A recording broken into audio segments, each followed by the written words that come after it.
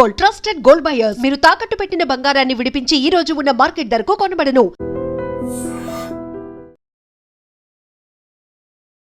నమస్తే, నేను Kavitha. Welcome to iDream news and నిజాలు.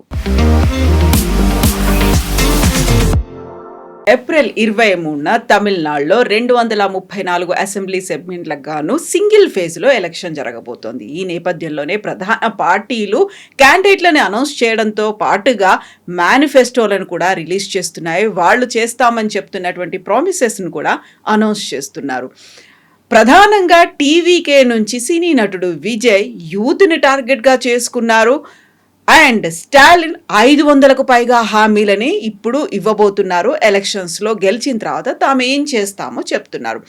ఎందుకని ఇంత ప్రతిష్టాత్మకంగా ఈసారి ఎన్నికలు జరగబోతున్నాయి, కీలకంగా ఎవరెవరికి మారుతున్నాయి? మనతో పాటుగా ఉన్నారు సీనియర్ జర్నలిస్ట్ సురేష్ కోచాతిల్ గారు. సార్ నమస్తే. సో సింగిల్ ఫేజ్లో 234 అసెంబ్లీ సెగ్మెంట్లకు జరుగుతున్నాయి. ఒక హీట్ అనేది కనిపిస్తుంది. యూజువల్గా తమిళనాడు అనగానే ఆ పొలిటికల్ హీట్ విపరీతంగా ఉంటుంది. అందులో ఈసారి ఎండాకాలం ఇంకొక సడన్ న్యూ పార్టీ అనేది కూడా జాయిన్ అయిపోయింది. కరెక్ట్. ఎందుకంటే ప్రామిసెస్ ఇవ్వడం అనేది తమిళనాడులో చాలా మటుకు జయలలిత టైం నుంచి ఫేమస్. దానికన్నా ముందు కూడా ఉందనుకోండి. జయలలిత గారు వచ్చిన తర్వాత మిక్సీ కానీ, గ్రైండర్ కానీ, టెలివిజన్ సెట్లు కానీ ఇదాన్ని ఫ్రీగా ఇవ్వడం మొదలుపెట్టారు. తమిళనాడు ఎలక్షన్ సరే అన్ని రాష్ట్రాల్లో ఫ్రీవీస్ ఉన్నాయి, లేదని చెప్పట్లేదు. మహారాష్ట్రలో ఉంది, మధ్యప్రదేశ్లో జరిగింది, ఇక్కడ తెలంగాణలో ఉంది. మనం ఒక వెల్ఫేర్ స్టేట్ లాగా వెల్ఫేర్ స్టేట్ నుంచి ఒక ఏం చెప్తారు ఆల్మోస్ట్ బ్యాంక్రప్ట్ స్టేట్కి వచ్చేస్తున్నాం. దీనికి చాలా మటుకు ఫిగర్స్ కూడా ఉన్నాయి, దీని గురించి మాట్లాడుకోవచ్చు డీటెయిల్గా. కానీ ఇప్పుడు రీసెంట్గా ఈ అసెంబ్లీ ఎలక్షన్స్ గురించి ఒక ఆర్టికల్ వచ్చింది. దాంట్లో ఏం చెప్తున్నారంటే అస్సాం, వెస్ట్ బెంగాల్, తమిళనాడు, కేరళ, పుదుచ్చేరి కలిపి ఈ గవర్నమెంట్స్ అందరు కలిసి ఆల్మోస్ట్ 37,000 కోట్ల కొత్త స్కీములు అనౌన్స్ చేశారండి. 37,000 కోట్లు. కేరళ ఒకటే పక్కన పెడితే కేరళలో 3,000 కోట్లు అవుట్లే పెట్టారు. All schemes are announce between January and March. 20,000 కోట్లు ఈ పోయిన నెలలోనే అంటే ఫిబ్రవరిలోనే డిస్పర్స్ చేశారు. ఆలోచించండి వాళ్ళ పరిస్థితి ఏముండదు స్టేట్ గవర్నమెంట్ దాన్ని. ఇది చాలా మటుకు ఈ మోడల్ కోడ్ ఆఫ్ కాండక్ట్ వచ్చే ముందు ఇదంతా చేస్తారు. ఎందుకంటే వచ్చిన తర్వాత మీరు ఏం చేయలేరు అని చెప్పేసి. మనం స్టాలిన్ దాంట్లో చూస్తున్నాం. స్టాలిన్ ప్రామిసెస్ చేస్తున్న దాని ప్రకారం చాలా మటుకు స్టాలిన్ ఈసారి మీరు చెప్పినట్లు 515 ప్రామిసెస్ చేశారు చాలా మటుకు. దాంట్లో చాలా ఉన్నాయి. 3,000 పొంగల్ గిఫ్ట్ ఒకటి అది ఇచ్చారు ఆయన, ఇది వచ్చే ముందే ఇచ్చేశారు. Each rights card holding member కార్డ్కి శ్రీలంకన్ తమిళ్ క్యాంప్ వాళ్ళకు కూడా ఇచ్చారు. మన దేశాలకు కాదు, శ్రీలంక వాళ్ళు కూడా ఇస్తున్నారు. అది కాకుండా ఈ టోటల్గా 2,22,00,000 మందికి ఈ రైస్ స్కీమ్ కూడా ఇచ్చారు. క్యాష్ కాంపోనెంట్ ఒకటి తమిళనాడులో చూస్తే మీరు ఈ ఫిబ్రవరి నెలలోనే అనౌన్స్ చేసిన దాని ప్రకారం 6,900 కోట్లు 6,900 కోట్లు ఇచ్చారనమాట. That is 3% of the states tax revenue దానికే వెళ్ళింది. సో దాని తర్వాత మీరు ఒక నెల తర్వాతనే మన జనవరి ఫిబ్రవరిలో చూసుకుంటే కూడా 5,000 రూపాయలు సహా 1,31,00,000 మహిళలకు కలంగార్ మల్లర్ ఉర్మిగే తొగై స్కీమ్ కింద ఇచ్చారన్నమాట. ఇది చెప్పుకుంటూ చాలా ఉన్నాయి ఇట్లాంటిది. అది కాకుండా ఈ సమ్మర్ అసిస్టెన్స్ అని చెప్పి 2,000 రూపాయలు ఇచ్చారు మళ్ళీ ఫిబ్రవరి మార్చ్ ఏప్రిల్లో కలిసి. టోటల్ పేఅవుట్ మేము చెప్పినట్లు 6,530 కోట్లు. సో దీనికి ఏం చెప్తారు, అసలు ఎక్కడ ఎండ్ లేదన్నమాట. మీరు ఇది చూస్తే ఈవెన్ బెంగాల్లో కూడా ఉంది. మనం కావాలంటే ఇంకొక సెషన్లో బెంగాల్ గురించి సపరేట్గా మాట్లాడుకుందాం. ఎందుకంటే యూఆర్ ఫోకసింగ్ ఆన్ తమిళనాడు అనమాట. ఆల్రెడీ ఇక్కడ ఒక ఫ్రీ బస్ ట్రావెల్ ఉంది ఉమెన్కి తమిళనాడులో, మన దగ్గర కూడా ఉంది. అది కాకుండా కేఎంయూటీ కింద 1,000 రూపాయల క్యాష్ ట్రాన్స్ఫర్ కూడా చేశారు. కానీ ఇవాళ ఈ 515 ప్రామిసెస్లు చేసిన స్టాలిన్ వాళ్ళ పార్టీకి డిఎంకే తరఫు నుంచి ప్రామిసెస్ కానీ ఏఐడిఎంకే వైపు నుంచి ఈపీఎస్ గారు దాన్ని ప్రశ్నించారు. విజయ్ ఆయన ప్రామిసెస్ల మీద వెళ్తున్నాం, ఒక్కొక్కటి తీసుకుందాం మనం. ఇప్పుడు ఎగ్జాక్ట్లీ ఇప్పటిదాకా మనం టీవీలు, మిక్సర్ గ్రైండర్లు అనుకున్నాం, ఈసారి ఫ్రిడ్జ్లు కూడా ఇస్తున్నట్టున్నారు, అనౌన్స్ చేశారు. అంటే ఇప్పుడు ఏం చెప్పారంటే మహిళలకి 2,000 రూపాయలు ఇస్తుండే, అది నెలకు 1,000 రూపాయలు ఉండే 2,000 చేశారు. అంటే పేదవాళ్ళకి అనమాట. కానీ అది దానికి డెఫినేషన్ ఏం లేదు. మన దగ్గర తెలంగాణలో చూస్తున్నాం ఆల్మోస్ట్ మన పాపులేషన్ కన్నా ఈక్వల్ వైట్ రేషన్ కార్డులు ఉన్నాయి మన దగ్గర, విచ్ ఈస్ అ ఫ్రాడ్ కంప్లీట్గా. దాంట్లో మినిమం మీరు తీసేస్తే income tax pays, car owners, మిగతా 2 వీలర్ ఓనర్స్ అందరు తీసేస్తే మీకు 60 నుంచి 70% కార్డులు మీరు తీసేయచ్చు, కానీ తీయరు స్టేట్ గవర్నమెంట్. సో మన దగ్గర 1 కోటి రేషన్ కార్డులు ఉన్నారు. సో మల్టిప్లై బై 4 crores అంటే మన పాపులేషన్ కన్నా ఈక్వల్ మన రేషన్ కార్డు మన దగ్గర ఉందన్నమాట, విచ్ ఇస్ నాట్ పాసిబుల్. కానీ అది సపరేట్ సబ్జెక్ట్. అది ఎవరైనా కోర్టుకి వెళ్ళి క్వశ్చన్ చేస్తేనే అది బయటపడుతుంది. చాలా ఈజీగా మీరు దాన్ని మీరు ట్రేస్ అవుట్ చేయొచ్చు. సో ఈ 515 ప్రామిసెస్లో ఒక ప్రామిస్ కొత్తగా ఏం పెట్టారంటే 8,000 రూపాయలు ఒక కూపన్ ఇస్తారంట. స్టాలిన్ వాళ్ళ పార్టీ ఎలక్ట్ అయితే 8,000 రూపాయల కూపన్. దాంతో మీరు వెళ్ళి పక్కన ఉన్న షాప్ నుంచి మీరు కావాల్సిన ఎలక్ట్రానిక్ గుడ్స్ వాడుకోవచ్చు, ఏదైనా కొనుక్కోవచ్చు, హౌస్ హోల్డ్ గుడ్స్ కూడా కొనుక్కోవచ్చు, రీప్లేస్ కూడా చేసుకోవచ్చు. ఇది ఒక ప్రామిస్ ఇచ్చారనమాట. ఈ పర్టికులర్ స్కీమ్ కింద కూడా దాని తర్వాత టీవీలు, రెఫ్రిజిరేటర్లు, వాషింగ్ మిషన్లు, మిక్సర్ ఏదైనా మీరు కొనుక్కోవచ్చు, microwave and induction cookers also. ఇంకోటి ఏంటంటే ఆయన కీ ప్రామిస్ చేసింది ఈ ఫార్మర్స్కి, రైతులకి ఫ్రీ మోటార్ పంప్ సెట్ ఇస్తారంట. ఇవ్వడం ఒకటే కాదు, దాంతోపాటు ఫ్రీ ఎలక్ట్రిసిటీ ఇప్పుడు కూడా ఇస్తున్నారు. మీటర్లు పెట్టారు కొన్ని చోట్ల, ఆ మీటర్లు తీసేస్తారంట. ఫ్రీగా మీటర్ లేకుండా మీరు కరెంట్ నడిపించుకోండి, అంటే మీరు ఏమైనా చేసుకోవచ్చు, కరెంట్ని ఎన్ని యూనిట్లు కావాలంటే వాడుకోవచ్చు, దానికి కౌంటే లేదు. ఉచిత విద్యుత్తు అంటే మీరు అట్లీస్ట్ ట్రాన్స్ఫార్మర్ లెవెల్లో మీటర్ పెడితే మీకు తెలిసిపోతుంది ఎన్ని యూనిట్స్ వాడుతున్నారని. అది చేయట్లేదు, ఎందుకంటే అప్పుడు తెలిసిపోతుంది ఈ ఎంత మిస్యూజ్ అవుతుంది ఈ స్కీమ్ అని చెప్పి. మన దగ్గర చాలా మటుకు ఈ బ్యాటరీ ఛార్జింగ్ యూనిట్స్ అని మీకు కనిపిస్తుంది. సిటీ నుంచి ఒక 50 కిలోమీటర్ 100 కిలోమీటర్ దూరంలో ఈ మన దగ్గర నుంచి ఇన్వర్టర్ బ్యాటరీ ఛార్జింగ్కి తీసుకెళ్తారు. ఇక్కడ నుంచి చాలా మటుకు వందలాది బ్యాటరీలు పోతాయి డైలీ స్టేట్ నుంచి. తెలంగాణ వైపు కూడా చూడొచ్చు మీరు. అదంతా ఈ ఫార్మ్స్కి వెళ్ళి అక్కడ ఒక చిన్న బిల్డింగ్ లాగా కట్టి అక్కడ ఈ బ్యాటరీ ఛార్జింగ్ నడుస్తూ ఉంటుంది కంప్లీట్గా. అంత మిస్యూజ్ జరుగుతుంది ఎలక్ట్రిసిటీ అనమాట. సో అట్లాంటిది తమిళనాడులో కూడా రీసెంట్లీ సుప్రీంకోర్టులో ఏదో ఒక కేసు వచ్చింది అనుకుంటా. సుప్రీంకోర్టు చాలా క్లియర్గా అడిగారు, మన గవర్నమెంట్ ఆఫ్ ఇండియా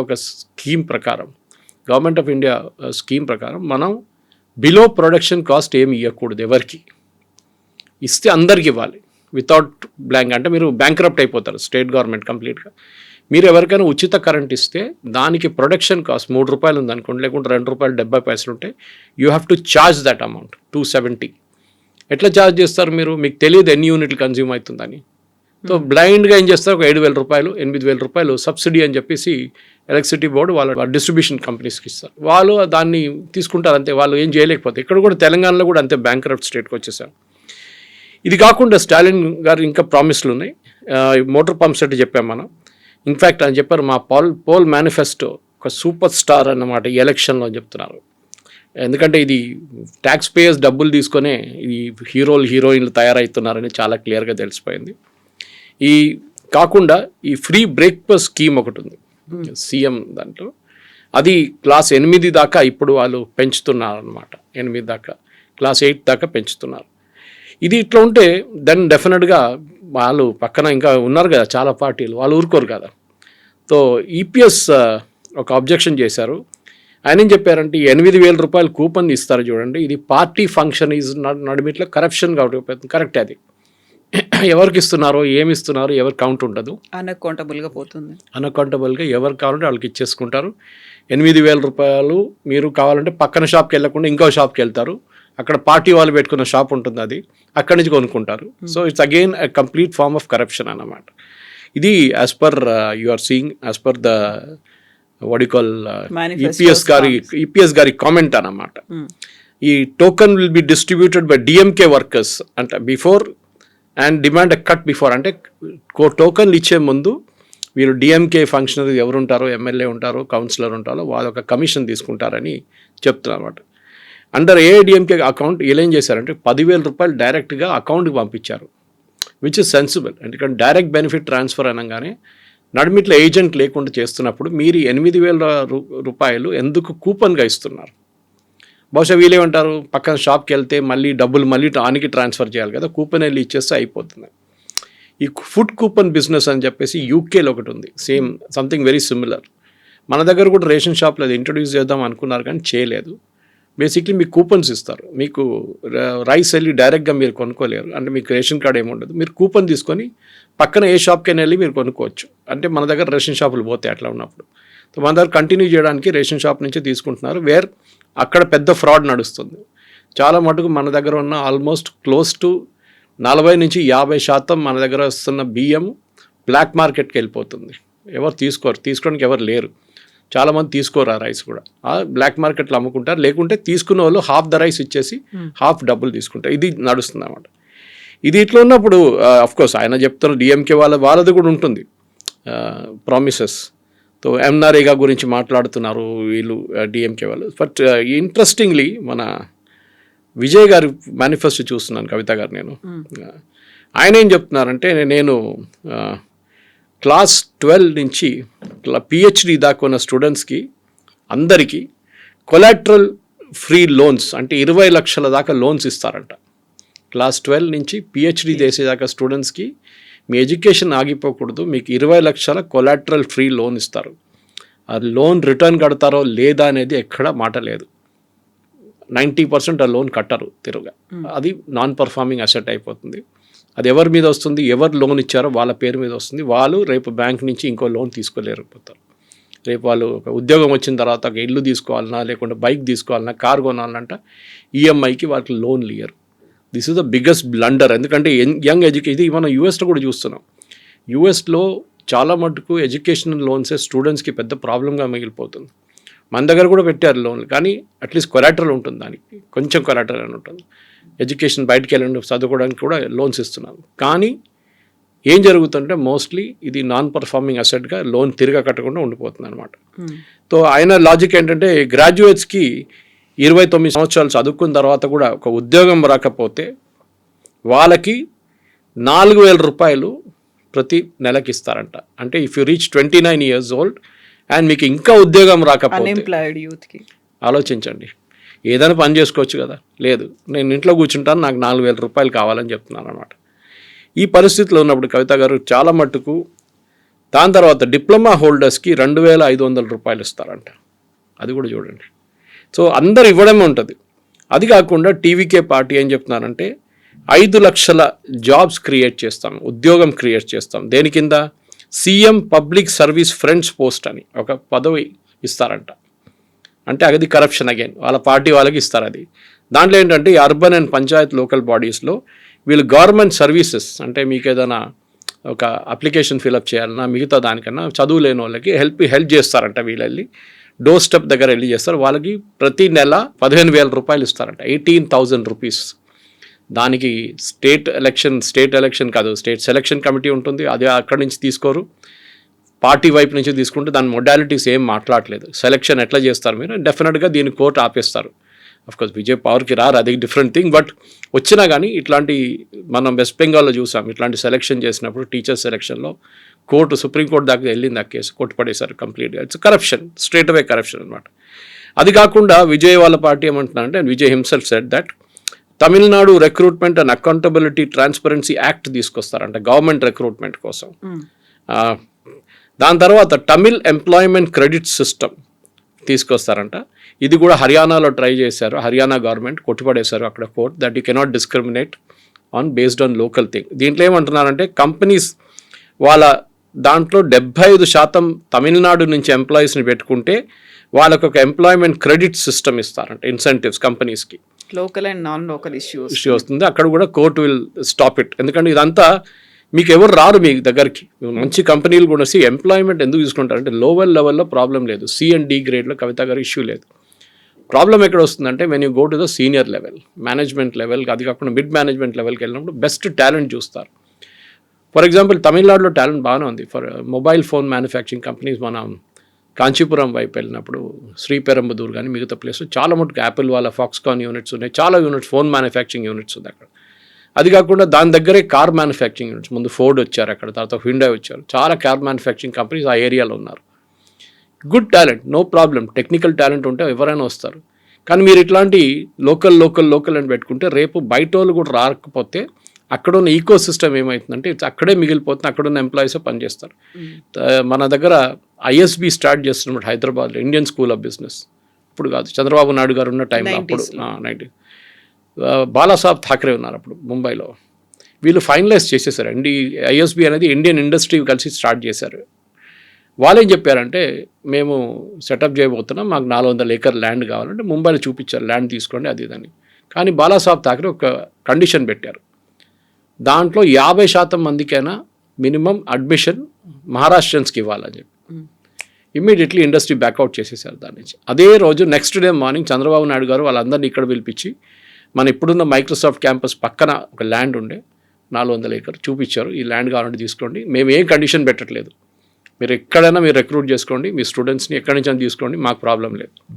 అట్లనే ఐఎస్బి హైదరాబాద్కి వచ్చింది. ఇది మీరు ఈ పాలసీస్ మార్చుకుంటూ పోతే ఇట్లా లోకల్ నాన్ లోకల్ పెట్టుకుంటే చాలా ప్రాబ్లం అయిపోతుంది, కంపెనీస్ ఇక్కడికి రారు. Anyway Vijay has this point. అది కాకుండా ఆయన 1.5 lakh క్రియేటర్ ప్రెన్యూస్ అని పెడుతున్నా, అంటే డిజిటల్ కంటెంట్ క్రియేట్ చేసిన వాళ్ళు. దేని గురించి? తమిళనాడు కల్చర్ గురించి మన డిజిటల్ క్రియేట్ చేస్తున్న వాళ్ళు, ప్రోడక్ట్స్ క్రియేట్ చేస్తున్న వాళ్ళకి ఫండింగ్ ఇస్తారంట. 1.5 lakh క్రియేటర్ ఎంటర్ప్రెనర్స్. చూద్దాం దానికి ఎంత అవుతుందని. దానికోసం ఆయన 25 లక్షల కొలాటరల్ ఫ్రీ లోన్ ఇస్తారంట ప్రతి మనిషికి, ప్రతి ఇండివిజువల్కి.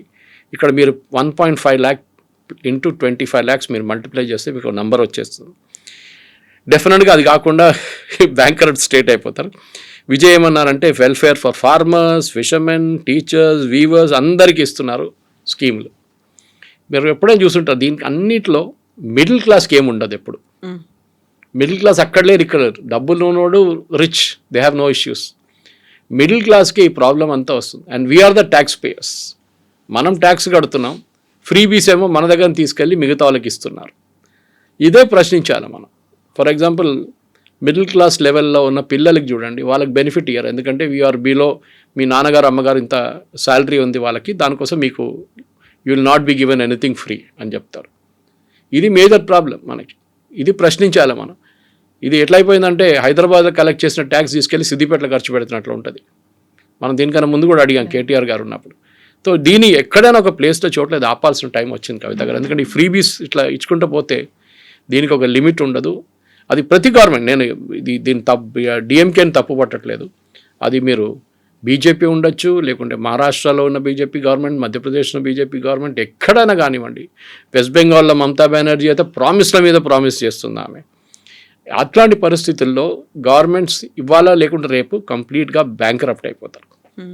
సో ఇప్పుడు విజయ్ ఎందుకని అంత యూత్ మీద ఫోకస్ పెట్టాడు అనేది ప్రధానంగా. ఆల్రెడీ సీట్లను కూడా అనౌన్స్ చేశాడు, తను 2 చోట్ల నుంచి పోటీ చేస్తున్నాడు అనేది. అంతపాటుగా తనకున్నటువంటి వ్యక్తిగత డ్రైవర్ వాళ్ళ అబ్బాయికి కూడా ఒక సీట్ని అనౌన్స్ చేసేసాడు, ఆయన కూడా టికెట్ ఇస్తున్నాను అని చెప్పి పెట్టాడు ఆయన. యూత్ అనేది ఇప్పుడు మెయిన్లీ మనకు తెలిసింది కవిత గారు, 65% మన దగ్గర population below the age of 35. ఇంకోటి అంటే అన్ఎంప్లాయ్మెంట్ మన దగ్గర చాలా పెద్ద ఇష్యూ. ఇప్పుడు చూసారు చూడండి మీరు, అన్ఎంప్లాయ్మెంట్ మీరు ఇంట్లో కూర్చుంటే కూడా మీకు డబ్బులు ఇస్తా అంటున్నారు. ఎవరు పని చేస్తారు? మన సుప్రీంకోర్టు ఇది క్వశ్చన్ అడిగారు, you are making people lazy. మీరు పని చేయకుండానే మీకు డబ్బులు ఇస్తాం, పని చేసి డబ్బులు చేస్తే ప్రాబ్లం లేదు మన్రేగా లాంటి ప్రోగ్రామ్స్లో. అది కాకుండా మీరు ఈ ఇంట్లో కూర్చోండి మీకు డబ్బులు ఇస్తా అంటే దట్ ఈస్ అబ్సల్యూట్లీ ఇల్లాజికల్. ఏదైనా ఒక పని చేపియాలి. ఇప్పుడు కూడా నేను చెప్తున్నాను, నేను చాలా మటుకు చెప్తున్నాను, మనకు కావాల్సింది ఐఐటీలు కాదని. ఐఐటీలు చాలా అయిపోయినాయి ఇప్పుడు, క్వాలిటీ కూడా కొంచెం పడిపోయింది ఐఐటీలు. ఎందుకంటే ఇన్ని ఐఐటీలు ఓపెన్ చేసిన తర్వాత ఫ్యాకల్టీ లేదు, వాళ్ళకి టెక్నికల్ అసిస్టెంట్స్ లేరు, చాలామంది ప్రాబ్లమ్స్ అట్లాంటిది. ఈ పరిస్థితుల్లో మనకు కావాల్సింది ఏంటంటే ఎంప్లాయ్మెంట్ జనరేషన్ స్కీమ్స్. అదేంటంటే మన దగ్గర ఇప్పుడు కూడా మీరు చూడండి, ఎప్పుడు నేను చాలాసార్లు చెప్పాను, మీ దగ్గర బహుశా చెప్పుంటాను, కార్పెంటర్లు దొరకరు, ఎలక్ట్రీషియన్ దొరకరు, ప్లంబర్లు దొరకరు, ఎయిర్ కండిషనింగ్ మెకానిక్స్, ఎవరు చూడండి ఇట్లాంటి ఆటోమొబైల్ వీళ్ళు మీకు దొరకరు. ఎస్పెషలీ ఈ carpenter, plumber, electrician major problem. వాళ్ళు అసలు అదేమని అంటే వాళ్ళు ఫుల్ బిజీ ఉంటారు, వాళ్ళు పిలిస్తే మీరు చూడండి.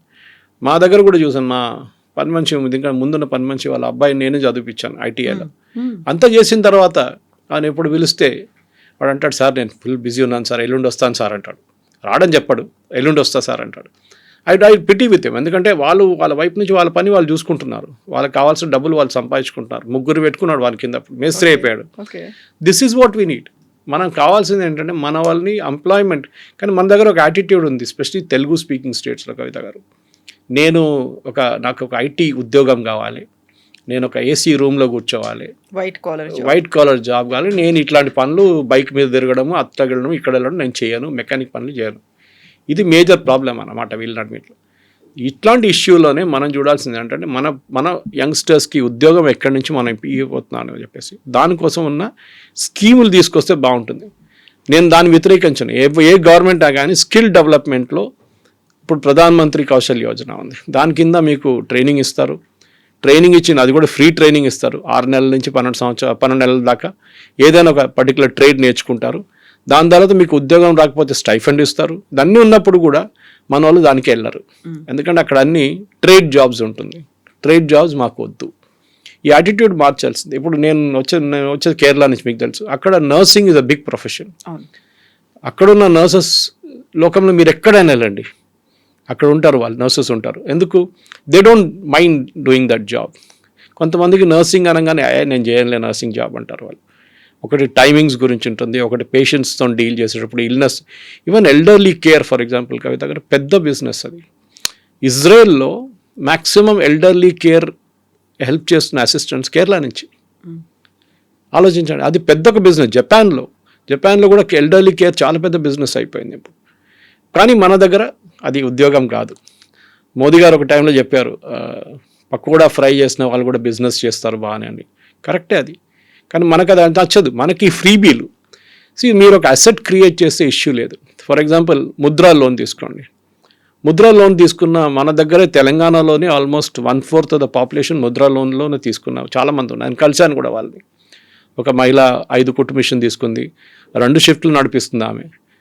అట్లాంటి 10 మందికి ఉద్యోగం ఇస్తుంటే దానికి ఒక వాల్యూ అడిషన్ ఉంది. మీరు స్కిల్ డెవలప్మెంట్ మాట్లాడినప్పుడు కూడా ఈ మహిళలు స్కిల్ ఇస్తే బాగుంటుంది. ఒక లిజ్జత్ పాపడ్ ఎక్కడి నుంచి మొదలైంది మన అందరికీ తెలిసిన స్టోరీ, అది చాలా పెద్ద సక్సెస్ స్టోరీ అయిపోయింది. అట్లాంటి మనం ఎందుకు చేయట్లేదు? మీరు you give the money but demand some workout of, అంటే ఏదైనా ఒక ఉద్యోగం చేయాలి మీరు అని చెప్పాలి. ఈ ఫ్రీ బిల్ ఇచ్చుకుంటూ పోయి మీరు 5-8 వేల రూపాయలు తీసుకెళ్ళి మిక్సీలు కొనుక్కోండి, గ్రైండర్లు కొనుక్కోండి. What is the value addition? Nothing. మీరు పని చేయండి, మీరు ఇట్లాంటి మీ విలేజ్ కమిటీని పెట్టండి, అక్కడ మీరు క్లెన్లీనెస్ అప్కీప్ చేయండి, అక్కడ ఉన్న స్వీపర్స్ని మీరు చూసుకోండి, దాన్ని బట్టి మీకు ఇంత డబ్బులు ఇస్తా ఉంటే దర్స్ అ లాజిక్ బిహైండ్ ఇట్. ఒట్టిగా ఏం చేయకుండా నాన్ ట్యాక్స్ పేయింగ్ అంటే చూడండి, అక్కడ కూడా వాళ్ళు చాలా క్లియర్గా తీసుకొచ్చారు స్టాలిన్ గారు. నేను చెప్పడానికి మర్చిపోయాను, క్లాస్ పెట్టారు ఆయన, స్టార్ పెట్టారు దాని పక్కన. ఏంటి? మీకు 8,000 రూపాయలు కావాలంటే you should be a non tax paying lady. ఆలోచించి, అంటే ట్యాక్స్ పేయింగ్ లేడీ దగ్గర నుంచి డబ్బులు తీసుకొని నాన్ ట్యాక్స్ పేయింగ్ లేడీకి ఇస్తున్నారు. కష్టపడి పనిచేసే ఒక లేడీకి ఇన్సెంటివ్ లేదు వాళ్ళకి. ఇది చాలా బాధ అనిపిస్తుంది, ఎందుకంటే ఇట్లాంటి ఫ్రీబీస్తోనే వీళ్ళు ఎలక్షన్స్ గెలుస్తున్నారు. దాని తర్వాత ఎలక్షన్ రోజు ముందు రోజు వెళ్ళి అందరికి డబ్బులు ఇచ్చి మందు ఇచ్చి ఓట్లు వేయించుకుంటారు. మన democracy I think it is failed. నేను దీంట్లో అందరిని తప్పు పడుతున్నాను, ఒక్కరినేం కాదు, అందరిని తప్పు పడుతున్నారు. Right from top to bottom A party అయినా ఇట్లాంటి ఫ్రీబీస్ ఇచ్చుకుంటూ పోతే దెన్ గవర్నమెంట్ అంటే మన కంట్రీ ఇంకొక 10-15 సంవత్సరాల తర్వాత కూడా ఎక్కడున్నా అక్కడే ఉంటాం మనం. ఇప్పుడు అలయన్స్కి సంబంధించి కూడా ఒక పెద్ద డిస్కషన్ అనేది అవుతుంది. అందులోనూ విజయ్ ఎలాంటి రోల్ ప్లే చేయబోతున్నారు? అంతకుముందు మనం సినిమా నటులు ప్రారంభించినటువంటి పార్టీల గురించి చూస్తే మనకి ఎంజేఆర్, జయలలిత, కరుణ అనేది వాళ్ళ తర్వాత మళ్ళీ అలాంటి రేంజ్లో ఉన్న వాళ్ళు కనిపించలేదు. ఇప్పుడు విజయ్ టీవీకే పార్టీ ఎంత క్రూషియల్ అవుతుందా, లేకుంటే పట్టించుకోరా? ఎలా ఉంటుంది అక్కడ సిచ్యువేషన్ అనేది? ఇప్పుడున్న ఒపీనియన్ పోల్స్ ప్రకారం విజయ్ వాళ్ళ పార్టీ టీవీకేకి 6-7% ఓట్లే వస్తుంది. ఇది పెద్ద ప్రాబ్లం కాబోతుంది. సెంగోటియన్ లాగే వాళ్ళని పెద్ద సీనియర్ లీడర్ని తీసుకున్నారు ఇంకో పార్టీ నుంచి, కానీ ఒక సెంగోటియన్ అందరిని తీసుకురాలేదు. బూత్లో 243 బూత్లు ఉన్నప్పుడు మీకు ఆ బూత్లో ప్రతి బూత్లో కమిటీ మెంబర్స్ ఉండాలి, ప్రతి బూత్లో లోకల్ లీడర్స్ ఉండాలి. అది లేదు, అది అక్కడే ప్రాబ్లం వస్తుంది. అది అన్నామలై గారు చేశారు బీజేపీ కోసం, చాలా బాగా చేశారు. కానీ పాప ఆయన ఈ ఎలక్షన్లో పక్కన పెట్టేశారు ఎందుకో. నిన్న ప్రధానమంత్రి గారు వచ్చినప్పుడు కూడా కోయంబత్తూర్ ఎయిర్పోర్ట్కి అన్నామలై గారు వెళ్ళలేదు. Maybe he has his difference of opinion and with the party, కరెక్టే. కానీ ఆ బూత్ లెవెల్ వర్కర్స్ రాకపోతే కవిత గారు ఈ మన విజయ్ పార్టీ కానివ్వండి ఏ పార్టీ అయినా, బికాజ్ మీరు చూడండి జయలలిత, ఎంజీఆర్ మీరు చెప్పిన పేర్లలో దేవర్ స్టార్ క్రౌడ్ పుల్లర్స్ ఏమైనా కానివ్వండి, అది వాళ్ళకి ఆరా ఉండే, ఒక కరిష్మా ఉండే. తమిళనాడులో మీరు ఈ చూసిన పొలిటీషియన్స్కి అదే టైంలో మీరు కేరళకు వచ్చినప్పుడు ప్రేమ్ నసీర్ గారు ఫస్ట్ ఈ పోటీలో దిగారు. He was a super star of that age. NT Rama Rao టైంలో ఆయన ఎలక్షన్లో ఫ్లాప్ అయ్యారు కంప్లీట్గా. అక్కడ వాళ్ళు పట్టించుకోరు. సరే సురేష్ గోపి గారు గెలిచారు, అదంతా ఓకే. బట్ ఓవరాల్గా చూస్తే ఎంజీఆర్ లోకల్ కూడా కాదు, ఆయన he's from Malayali born in Ceylon. Jayalalitha Karnataka నుంచి. అట్లాంటి పరిస్థితుల్లో వాళ్ళు తమిళనాడుకు వచ్చి అక్కడ ఎలక్షన్ గెలవడం, even Rajinikanth can take it. Of course ఆయన పొలిటిక్స్ రాలేదు, ఈజ్ మహారాష్ట్రియన్, కానీ యాక్సెప్ట్ చేశారు తమిళనాడు వాళ్ళు. సో ఈ లోకల్ నాన్ లోకల్ ఎక్కడ కూడా వస్తుంది. విజయ్ వాళ్ళ పార్టీ నా అంచనా ప్రకారం, I may be wrong, but ఇప్పుడు వస్తున్న ఒపీనియన్ పోల్స్లో, గ్రౌండ్ పోల్స్లో ఏం చెప్తున్నారంటే ఆయనకి 6 నుంచి 7% ఓట్లే వస్తుంది. దాంతో ఒక్క సీటు కూడా రాదు వాళ్ళకి. ఈయన గెలుస్తాడంటే అది పాసిబ్లీ పెరంబూర్ నుంచి పోటీ చేస్తున్నారు ఒక సీటు. తిరుచి అది పెరంబూర్ నుంచి గెలవచ్చు కావాలంటే, because Perambur is more of an urban seat. బహుశా కొంచెం ఆయనకు పుల్ ఉంటుంది అక్కడ, కానీ డౌట్ఫుల్. ఆయనకి నేను అనుకుంటాను 2 నుంచి 4 సీట్లు కూడా వాళ్ళ పార్టీకి రాదు. ఆ తర్వాత national parties role BJP election flop అవుతుంది, దాంట్లో డౌట్ లేదు. అది ఒకటి. వాళ్ళ టికెట్ డిస్ట్రిబ్యూషన్ చూడండి, నిన్న కూడా ఎయిర్పోర్ట్లో, కోయంబత్తూర్ ఎయిర్పోర్ట్లో పెద్ద ఒక ప్రొటెస్ట్ ఉండే. Palani seat which is a very strong, అంటే ఈవెన్ అన్నామలై గారు చెప్పారు అది. చాలా సీట్లో బీజేపీ లాస్ట్ టైం 2వ స్థానాలు వచ్చారు, 57 స్థానాలు అనుకుంటా, 57 కాన్స్టిట్యున్సీస్లో 2nd పొజిషన్లో వచ్చారు బీజేపీ. కానీ వాళ్ళకి ఈసారి ఇచ్చింది వాళ్ళకి 27 సీట్లే. అంటే మీరు 2nd పొజిషన్లో వచ్చిన ఏఐడిఎంకే కూడా 2nd పొజిషన్లో రాలేదు, బీజేపీ వచ్చారు. లాస్ట్ టైం వాళ్ళు సపరేట్గా పోటీ చేశారు. అట్లాంటి టైంలో ఆ 2వ స్థానంలో వచ్చిన ప్లేస్ అయినా బీజేపీకి ఇవ్వాలి ఉండే కదా. 27 కాకపోతే అట్లీస్ట్ ఒక 35. అది కూడా కాదు, ఆ 2nd వచ్చిన కాన్స్టిట్యున్సీలో చాలా కాన్స్టిట్యున్సీలో బీజేపీకి టికెట్ ఇవ్వలేదు. వాళ్ళు సీటు ఏఐడిఎంకే తీసుకున్నారు అక్కడ. దాని మీద చాలా పెద్ద ప్రొటెస్ట్ నడుస్తుంది ఇప్పుడు. ఇట్లాంటి పరిస్థితుల్లో ఇంకోటి అన్నామలై గారిని పక్కన పెట్టారు. Any day Annamalai is a super star for BJP తమిళనాడులో. ఆయన పక్కన పెట్టి పార్టీ లీడర్షిప్ చేసిన చాలా పెద్ద తప్పు. ఎందుకంటే బీజేపీకి తెలుసు ఆన్ దేర్ ఓన్ వాళ్ళు తమిళనాడులో గెలవలేరు. అది మన ఇప్పుడు కాదు, ఇంకా 30 సంవత్సరాలైనా బీజేపీ అక్కడ గెలవడానికి చాలా తక్కువ వచ్చాయి. ఎందుకంటే ద్రవిడియన్ మెంటాలిటీ చాలా మటుకుంది. Anti Hindi, anti north Indian, బీజేపీకి నార్త్ ఇండియన్ పార్టీ అని చూపించి వాళ్ళని ఓటు వేయడం కూడా చాలా ట్రై చేస్తారు డిఎంకే వాళ్ళు కానీ ఏడిఎంకే వాళ్ళు కూడా. అట్లాంటి పరిస్థితుల్లో బీజేపీని బిల్డప్ చేసుకురాను. చూడండి కేరళలో చూడండి, కేరళలో బీజేపీ ఒక టైంలో 4% ఓట్లు ఉండే, దాని నుంచి 8కి వచ్చారు, 8 నుంచి 12 అయ్యారు, 12 నుంచి 16కి వచ్చారు. ఇంక్రీజ్ అవుతూ వస్తుంది. కానీ కేరళ పాపులేషన్ 43% హిందువులు ఉన్నారు. చాలా డిఫికల్ట్ అక్కడ ఎక్స్పాండ్ చేయడం. కానీ తమిళనాడులో ఆ ప్రాబ్లం లేదు. కానీ తమిళనాడులో ఉన్న ప్రాబ్లం ఈ ద్రవిడియన్ మెంటాలిటీ. ఓకే, ఈ ద్రవిడియన్ మెంటాలిటీతో బీజేపీ మ్యాచ్ కారు. సో బీజేపీకి అక్కడ ఉన్న ప్రాస్పెక్ట్స్ ఈసారి కూడా చాలా తక్కువ ఉంటుంది. నేను అనుకుంటాను పోయినసారి కన్నా తక్కువ సీట్లు ఈసారి బీజేపీకి రావచ్చు. బికాస్ మెయిన్ రీజన్ అన్నామలై లాంటి క్రౌడ్ పుల్లర్ని మీరు పార్టీ పక్కన పెట్టారు. ఎవరో తెలియని ఒక లీడర్ని తీసుకొచ్చి పార్టీ లీడర్ చేయించారు. I think that was the biggest mistake BJP has done. ఏఐడిఎంకేకి ఇంత లీవ్ ఇవ్వకుండా కొంచెం స్ట్రిక్ట్గా నిలబడితే బహుశా అమిత్ షా గారు బీజేపీ కొన్ని ఎక్కువ సీట్లు తీసుకొని లాస్ట్ టైం 2nd పొజిషన్ వచ్చే సీట్ కాంటెస్ట్ చేస్తే బీజేపీకి ఒక 25-30 సీట్లు వస్తుంది. కానీ ఈసారి అది కూడా డౌట్ఫుల్. కాంగ్రెస్కి అంతే కదా, 28 సీట్లు వాళ్ళు పోటీ చేస్తే దాంట్లో 22-23 గెలుస్తారు వాళ్ళు. ఎప్పుడు బికాజ్ డిఎంకే సీట్లు అదన్నీ వాళ్ళకి. కాంగ్రెస్ ఆన్ దేర్ ఓన్ ఇప్పుడు అక్కడ కూడా ప్రొటెస్ట్ చూస్తున్నారు మీరు. చిదంబరం కానీ వాళ్ళ కొడుకు వీళ్ళందరూ they are all not happy with it. వాళ్ళకి కావాల్సిన పార్టీ సపోర్టర్స్కి టికెట్ ఇవ్వలేదు, 27 సీట్లు ఏంటని. కానీ స్టాలిన్ చాలా క్లియర్గా చెప్పారు ఈసారి వాళ్ళ అలయన్స్లో, అంటే వాళ్ళ సెక్యులర్ అలయన్స్లో చాలా మటుకు కొత్త పార్టీలు చేరిపోయారు. ఈవెన్ ఎండిఎంకే ఉన్నా, వీళ్ళ కెప్టెన్ విజయకాంత్ వాళ్ళ పార్టీ కూడా వచ్చారు. సో వాళ్ళకి సీట్లు ఇవ్వాలి మేము. సో మేము ఇంతమందికి సీట్లు ఇవ్వలేము. సిపిఐ కూడా క్రియేట్ చేశారు ఇష్యూ. సిపిఎం కూడా మాకు 15 సీట్లు కావాలి అది అని చెప్తే ఇస్తే 5 ఇస్తాను, తీసుకోలేకుండా వద్దని చెప్పేశారు. స్టాలిన్ క్లియర్గా చెప్పారు it's a choice is yours అని. సో వాళ్ళు 5 సీట్లు తీసుకొని దే కెప్ట్ క్వైట్, ప్రాబ్లం లేదు. లేకుంటే వాళ్ళకి ఒక సీట్ కూడా రాదు. ఒంటరిగా పోటీ చేస్తే సిపిఐ ఒక సీట్ కూడా రాదు. సో కాంగ్రెస్కి ఈసారి కూడా ఒక 21 నుంచి 22 సీట్లు రావచ్చు అక్కడ. That to because of DMK, not because of Congress. So అక్కడ regional parties versus national parties ఉంటుంది. ఆ తర్వాత స్టార్డమ్ ఎంత దాకా పుల్ చేసుకొని తీసుకొస్తుంది. అది ఒకటి. స్టార్డమ్ అనేది విజయ్ది అంత పెద్ద స్టార్డమ్ లేదని. You can't compare Vijay to, మీరు విజయ్ని జయలలిత గారితోనో లేకుంటే ఎంజీఆర్ గారితోనో కంపేర్ చేయలేరు మీరు. వాళ్ళకి డిఫరెంట్ లీగ్లో ఉన్నారు వాళ్ళు. వాళ్ళ ఆరో కూడా వాళ్ళు చాలా సంవత్సరాల తర్వాత కష్టపడి పనిచేసిన తర్వాతే వాళ్ళు పైకి వచ్చారు. అండ్ ఎంజీఆర్ గారు ఉన్నప్పుడే జయలలితని ఒక పార్టీ నెంబర్ 2గా డెవలప్ చేసుకుంటూ వచ్చారు. సో కంటిన్యూషన్ ఈజీగా ఉండే. కానీ ఆ ప్రాబ్లం ఎక్కడ వచ్చింది, జయలలిత దాని తర్వాత ఎవరిని ట్రస్ట్ చేయలేదు.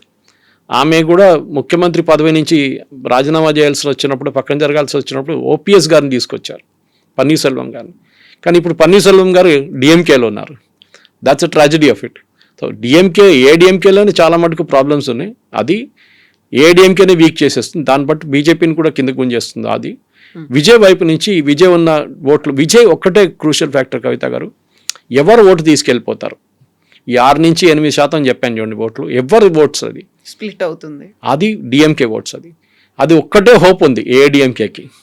దట్ విజయ్ ఎన్ని ఓట్లు ఎక్స్ట్రా తీసుకెళ్ళిపోతారో అంత డిఎంకే అంత వీక్ అవుతుందని. Yeah.